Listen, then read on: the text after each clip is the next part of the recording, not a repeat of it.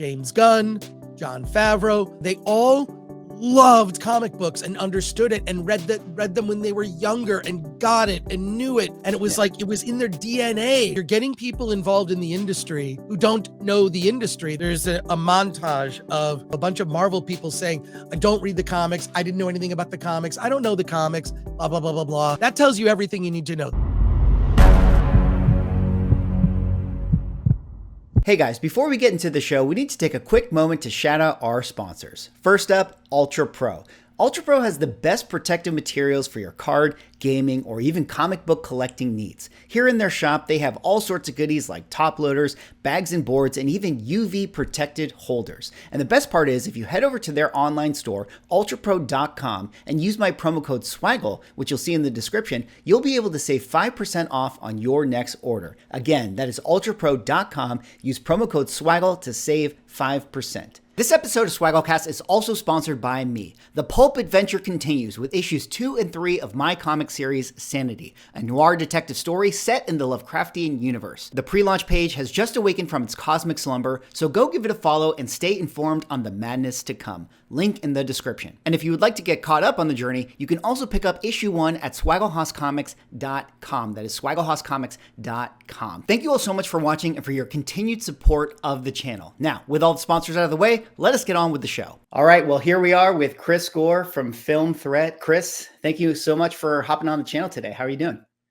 Good. Thanks for having me.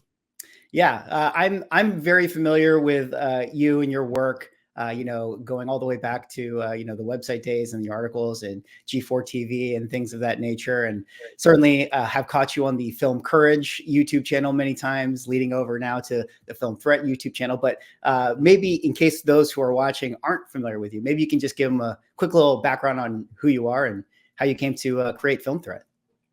I started Film Threat just out of high school in the 80s. It was a zine, which at the time was like this little Xeroxed fanzine, and those were huge in the 80s. People wrote about music and film and punk rock, skateboards. That was huge. And then that evolved into a more professionally produced magazine, and then I sold that to Larry Flint in the early 90s. He owned it for a bit, and I got the rights back, and there was a huge paper crisis in the late 90s. Paper went, the prices of paper just went nuts. So a lot of small publishers and alternative press went out of business. I started a website in 1996, the old days of HTML. In fact, I still know how to italicize and bold italicize text using HTML. So Film Threat was one of the first movie websites in 96. And then that evolved into, of course, like a YouTube channel. And Film Threat's gone through a couple hands. It's not had a great, it's been a lot of struggle, but I've done it for more than half my life. So it's kind of weird to like be sitting here. It's like, oh yeah, this thing I started out of high school, that's my job now. Because I always had like other jobs, and Film Threat was like this side hobby. And at certain periods it was my full-time job. And now it's just my full-time thing because I can't work in the corporate space. I just can't and won't. And I think corporations kill creativity. I think that what's happened in corporate America and still happening is not a positive thing, especially as it applies to the arts, whether it be music, film, TV, whatever. And so a very non-corporate indie way to me is the best thing that fosters, the best end result. And in fact, mostly the films that are the most successful are the ones where studios are hands off. If you look at the two movies nominated, at the Oscars, the ones that have the most combined Oscar nominations, Barbie and Oppenheimer, both of those movies came from independent filmmakers. Christopher Nolan being one of them. He started with an indie movie called Following, which was at the Slamdance Film Festival. It was a black and white 16 millimeter movie that Chris Nolan made over a summer. He could only afford one reel of 16 millimeter film. He only shot on weekends. And then by the end of the summer, he had a feature length film, kind of. And then Greta Gerwig started as an actress in Mumblecore.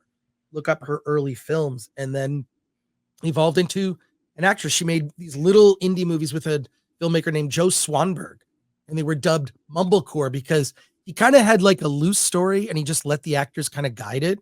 And that's where Greta Gerwig really cut her teeth on indie film and then became a director writer in her own right. And both of them have traversed the studio system with obviously huge success. I mean, the two highest grossing movies of last year, also the two most Oscar nominated films, came from indie filmmakers. James Gunn came from indie film. So I think the less corporate creativity is managed, the better. I think that unfortunately we're living at a time where the forces that be in Hollywood, the executives, the people making the decisions, don't know anything about movies. They have no sense of film history. They don't understand even the business history of film. And so what you've got is a lot of bad decision makers, or what they call in the investment space, they call it dumb money. And it's when someone invests but is not very well informed. And that's what we have right now. That's the current state of Hollywood. That's where kind of creativity is it's being managed and funded by people who don't understand the very business that they're in. The DEI that has infected the industry over the last decade has led to effectively the HR departments dictating the types of jokes that screenwriters or producers or directors are able to make in movies. You don't have the level of freedom that you used to have, and creative voices were allowed to flourish, to swing for the fences, maybe fail, or swing for the fences, Oppenheimer and Barbie, and succeed. Who would have thought that Barbie, whatever you think of that movie, okay, it resonated with women quite a bit. And I think it appealed to that demographic. I am not that demographic. I did not grow up playing Barbies, and I'm not a woman. But they leaned into the girl brand aspect of Barbie, and it became a phenomenon, and good. When you target an audience and you understand what they like, I think that you'll have a lot of success. Unfortunately, conversely, you look at Marvel and Star Wars, which are being morphed and perverted into girl brands. They've you've seen the audience's reaction to Marvel and Star Wars reflected appropriately. Yeah. We're living in a tumultuous time when it comes to this stuff. That's why I've always believed in individual creators. And the thing is, there used to be people like Alan Ladd Jr. There's a documentary that is on YouTube for free called Laddie. And it's about Alan Ladd Jr. He was the executive who greenlit Star Wars. He worked with other filmmakers too. He generally left them alone and might have a note or two, but he was smart and he understood film because his father was in the film industry and he grew up around it, and he understood movies. He understood the people who make movies. He understood the creative mind. We just don't have that today. Yeah. Well, I think that's a good transition into kind of, what a lot of people who watch my channel, obviously they're comic collectors, they're into comic books, they're into the source material. They love like superhero movies for the most part. But, it's interesting where if you look back and some of the names you mentioned, like the Christopher Nolan, like 15 years ago, like he was making a Dark Knight, Right. 15 years ago, Jon Favreau was making an Iron Man. And here we have, and there was an independent sort of auteur spirit, I think, behind those films and like what they wanted to do with it. Yeah. And now we have a weekend where we have like Madam Web, comes out, and it's I think it's the first superhero movie that has an open #1 in like, I don't know, like a decade or something, some crazy statistic like that. I guess my question to you to hear you talk about it, and you kind of hinted at this, already in your setup, is just, how did we get here as far as like superhero movies where this magnificent place for a great filmmaker to put their spin on something and create like a movie that transcends and goes, global or whatever. And now we have sort of the McDonald's franchiseification of superhero movies that feel like they're written by algorithms. How did we get to that point? And what is the biggest problem in it? I know there's elements of DEI. I know there's problems of tech, like, Netflix and all this stuff, like big data and all that. I mean, I've been a proponent of saying that, is my issues with some stuff. Oh yeah. Big tech, big problems with this. Big tech comes into every industry and kind of like says, hey, nice hotel business you have there. It'd be a shame if someone, and then it's a nice taxi cab business. Every business that big tech comes into, they say, we're gonna add this layer of convenience through an app. Then we're just gonna take 30%, and then we're gonna shrink your industry. That's what they did to taxi cabs. It's what they did to hotels, and now they're doing it with Hollywood. You're seeing the shrinking of an industry. Fewer people are going to the movies just because of this gentrification. But part of it is hubris, part of it is narcissism, and then part of it is also you're getting people involved in the industry who don't know the industry. There's a montage of comic writers and filmmakers that it first appeared in a video. Actually, he's the one who edited it. A guy named Perry Chan edited a montage of a bunch of Marvel people saying, I don't read the comics. I didn't know anything about the comics. I don't know the comics, blah, blah, blah, blah, blah. And then that was clipped and then just went viral. But that's from a Gary from Nerdrotic video. That tells you everything you need to know. The people that are doing this now, the people that were originally attracted to be involved in these properties, James Gunn, Jon Favreau, among others, even the director of Ant-Man, they all loved comic books and understood it and read them when they were younger and got it and knew it. And it was like, it was in their DNA, right? Like the ink that rubs off on your hands from reading too many comics. The smell of comics. Like I can in my brain come up with the smell of a comic. And I remember like it's just a flood of memories, because that's why I had newspaper routes from the time I was 9 through 19. I always had money. So I had money to buy Aurora model kits and comic books, and we've also lived through a time where being a nerd, and I talk about this in my documentary, Attack of the Doc, which is streaming on Tubi and YouTube and whatnot. You can also get the special edition Blu-ray with 25 hours of extras. I got to put in a plug. I gotta get a plug in there. But plug away. Yeah. But nerd culture wasn't cool. Okay. This is a recent phenomenon. So I had 6 long boxes of comics. I've since culled them down and I regret it. But I mean, like runs and just amazing comics, and just like that was like my childhood. And then like you fall out because your interests change. I think this happens with every kid that like read comics when they was a kid, and then suddenly you discover girls and cars, and there are different waves. Then you rediscover them, and then you have money and you can afford comics, and then you're spending $50 a week at the comic shop. But like those people are the best people to make those movies. James Gunn like is legit, has a deep knowledge of comics. That's why I'm optimistic about the DC universe.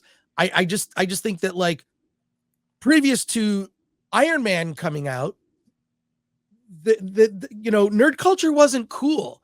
It became cool, and here's how you know it's cool. There you can get Marvel and Star Wars and Baby Yoda shirts at Target and Ross and Kohl's. You know what I mean? It's a mainstream thing. Those things were not, you could not get superhero t-shirts. You'd get the mail order and at a comic shop. Now you can get them at Target. It's mainstream. So, I lived through the days where comic culture was not mainstream. It wasn't cool to be a nerd. And now it's cool to be a nerd or whatever. Look, and there's a lot of, legit female fans. All right. There are legit female fans. They like different things. They express their fandom differently. Maybe they don't collect as many action figures, but they buy a lot of clothes that are themed. That's the success of a company called Her Universe, right? They make high-end fashion that is nerd related for women, right? So that's why I get this whole argument about like, Star Wars, turning Star Wars into a girl brand is one of the, most financially, unwise decisions ever made by Disney and Lucasfilm, because it's a boy brand. Now, from a friend of mine who she writes for children's television, she told me something interesting that is widely known in the industry, that young girls will watch cartoons that are made for boys. So they'll watch, whatever, a cartoon that is like targeting a boy. Girls will watch it, but boys will not watch a cartoon made for girls. They won't. Boys are not going to watch a Barbie cartoon or a Rainbow Bright or any of that stuff. But a girl will watch, say, He-Man or X-Men or whatever and find something to like. And I think that that's true. I think that like girls and women for that matter like things that are made for men. They just do. But men don't like things that are made for girls or women. Yeah. If you work in marketing, that is just a fact. You can call it sexist or whatever you want, but I've got a bunch of financial failures right out there that prove that that is a fact. And I'm sorry that fact is inconvenient, but that's just the way it is. Yeah. Yeah. It's interesting. Have you ever heard of that one? There was that one study, I think, maybe it was done by Lego or something. And they did a study about like how boys and girls play with toys. Yeah. And the boys, when they play with Batman, they see Batman. But when the girls play with Batman, they think that Batman is them. Like they put themselves in the thing. So maybe to the point what you're talking about is if a boy doesn't connect with the character on screen, like a Rainbow Bright, like then he just doesn't like the character. But a girl can insert herself into any show, a He-Man show and a Rainbow Bright show. This is going to sound weird. This is why Batgirl exists. This is why Supergirl exists. And you know what doesn't exist? Wonder Man. Well, he does exist in Marvel, like, just not in DC. But yeah, love it. No, but it doesn't matter. Yeah. What the point is that, I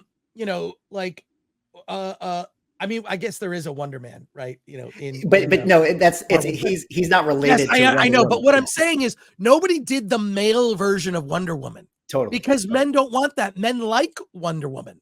But women, because they want to like be the thing. It's like, all right, fine, Batgirl. All right, fine, Supergirl. Okay. It's a weird psychological thing that women want to insert themselves into the story and men don't want to insert themselves. They just want to be Batman or Iron Man or whatever it is. It is how our lizard brains work. I don't know why. It just is what it is. You can argue against it all you want. We are wired in certain ways. There is hardware wired into the minds of the male and female brain that just makes us different. It is what it is. Yeah. Yeah. It definitely is a situation. You talk about like all the, marketing rooms and the decision makers and stuff, maybe trying to often fit square pegs in round holes, with trying to push Star Wars one way or whatever. And it's like, here you have, what the bulk of your audience is, play to your strengths in a way. But let me switch gears a little bit to what you were saying with some of the DEI stuff. You had an article on Film Threat that was about a WGA writer, talking about some of the DEI stuff and their experience going through it. I'm curious if you could just maybe like give some of the highlights of that article again. Yeah, you can put the link in the description, but it's a WGA.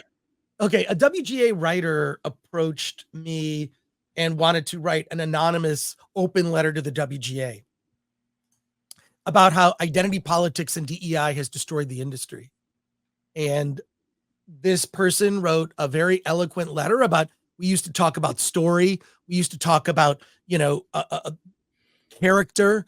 Now it's, what are we trying to say with this story? What message are we sending with this? And then it came out in a follow-up to that story. After that open letter ran, a bunch of people, not just from the WGA, but other organizations wrote to me saying, here are my credits. I work in the industry. This is who I am. This stuff is being pushed everywhere, to the point where we discovered through multiple emails, the phrase male and pale is stale, just infected. That's in every development room in Hollywood, whether it's TV or film. And that is a very anti-white male stance about content that's being made, which explains everything. This is why white men are somehow vilified in stories. This is why you're seeing like this overrepresentation of certain groups. And look, I actually think diversity in stories is great. I think inclusion is really great. But when at the exclusion of people, or when stories change, I saw this movie, International Space Station. And of course, when they introduced the lead character, who is a Black lesbian woman, I knew, oh, she's not going to die. She's going to be the hero, and all the white guys are going to die. Turns out I was right. Turns out I was right. And it's you've replaced maybe some bad tropes from the past, which were dying anyways, with new bad tropes of the present. It's destroying the industry. It's shrunk the industry. It's turned people off, and it's made people make assumptions about movies and stories before they've even seen them. And they're not wrong to have those assumptions. They're not wrong to have those assumptions about stories. And it's destroying the Marvel brand, where you've got the Marvels losing money with the declining box office. And it's not just because, there's superhero fatigue, partially true. But I think a lot of it has to do with the fact that you focused on an audience that doesn't even want the thing you're selling. Look, if there really was a huge audience of women who love superhero movies, the Marvels would have been a hit and Madam Web would have been a hit. Both of them were colossal failures. So, and Batgirl was shelved and will be the most profitable of both of them, mainly because it was a tax write-off. So, Batgirl didn't even come out. They realized we're going to lose a lot of money.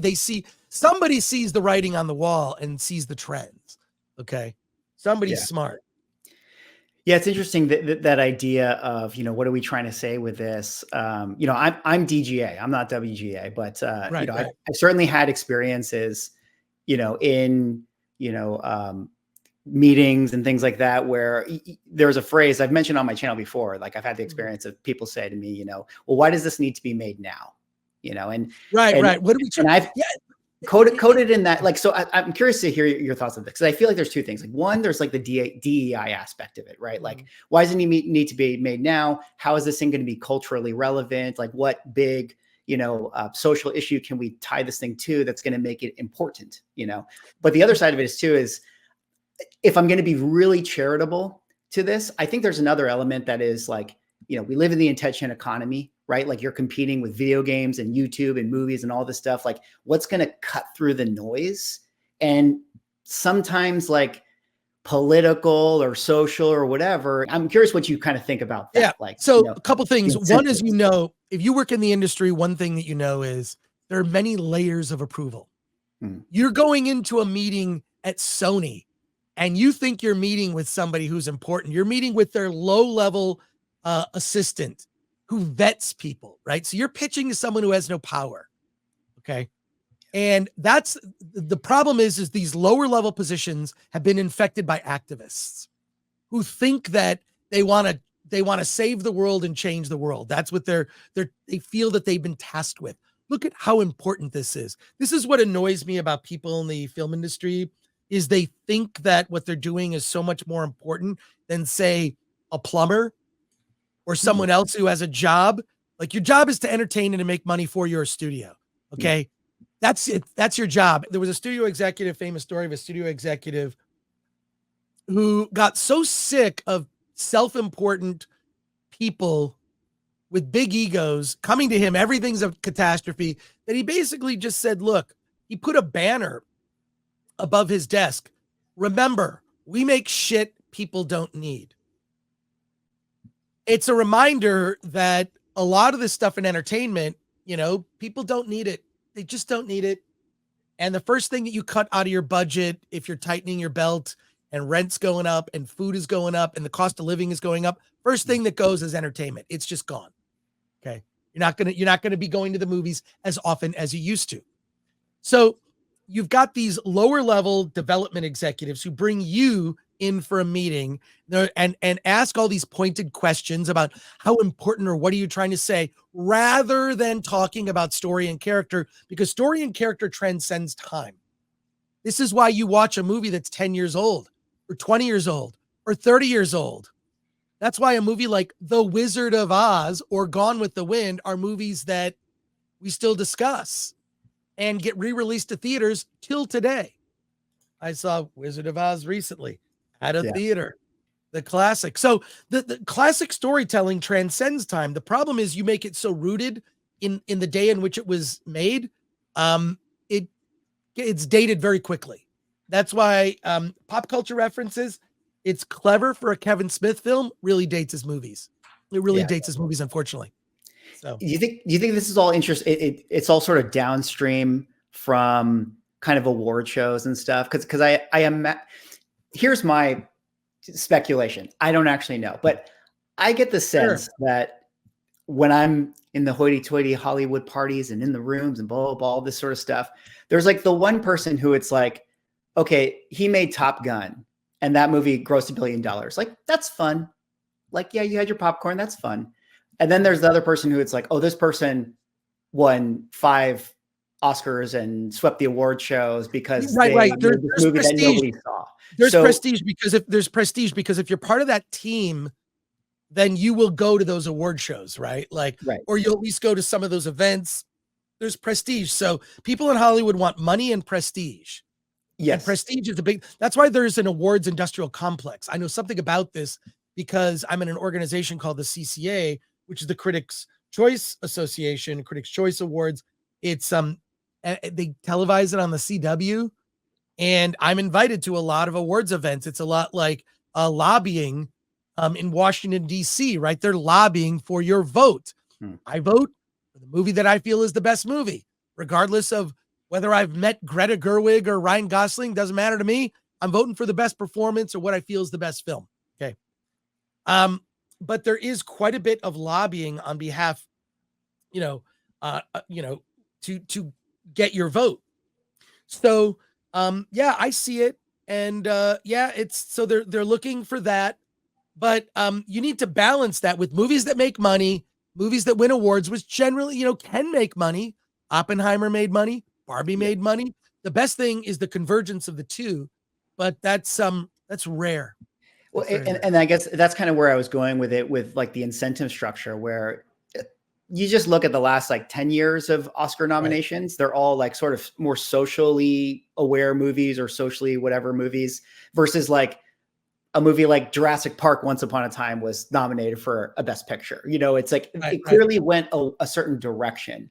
And so now I feel like everyone is chasing their own tail in the industry because they're like, well, this is what gets you the awards is the social stuff. So like, I want to make the social thing, and so, you know what I mean with this, where it's like, can it ever get back to a place where a movie like a Top Gun could win Best Picture? Because, hey, I mean, yes, it is sort of a popcorn action movie, but hey, in a lot of ways, this is an impressive feat, what they accomplished too. Like it is equally as deserving as a Best Picture. Under a I don't certain think matrix. so. I don't think so because the constituents, the people who vote, right? The voting body is made up of mostly actors, right? You vote for your craft within your, like, if you're, if you're a director, you vote for director, whatever. Like, but like everyone votes for Best Picture. So I don't think that's going to happen. I think they expanded the category for Best Picture to 10 movies. I think the convergence of a commercially successful film, we may see it with Oppenheimer. I mean, that's not a popcorn movie per se. And upon repeated viewings, I really, really grew to like that movie even more each time I saw it. But man, it's I don't know that we'll ever see it again. I think it really has to do with the people who are doing the voting. So it's nice when it can happen, but I just don't see it. But you see the ratings of the Oscars have gone down significantly when the awareness or the box office, if you look at like the combined box office of the movies that are nominated for Best Picture, and then you see the Oscars, like you can see that like if you're not nominating movies that people have seen, no one's going to watch the Oscars, right? They want to see people involved in those things, get nominated and win, and they want to see those speeches. I just want to talk about the proliferation of comic books being optioned into movies in the film industry. And let me paint a picture. What happens in our world, in the comic collecting world, is all of a sudden Amazon's going to make The Boys. So everyone's going to rush to get The Boys comic book, and that becomes the hot comic book. There's this kind of like relationship now between Hollywood and comic book, I guess, writers and creators and publishers, where like Hollywood wants to option all these comics, even if they're not that popular, to get the next Walking Dead. And so they just swoop up all these things. And then comic publishers are kind of just making like elevator pitches as comic books a lot of the times. Like, it's not like we're trying to make a great comic book. We're like trying to make a good Netflix pitch. And I'm curious, like, if you have thoughts on where this has gone, and has this like kind of hurt both industries in an odd way, where now we just are looking for like the next comic to option because, hey, that's like a effective storyboard for us. Like, what's your thoughts on that? Oddly enough, I don't have thoughts on that.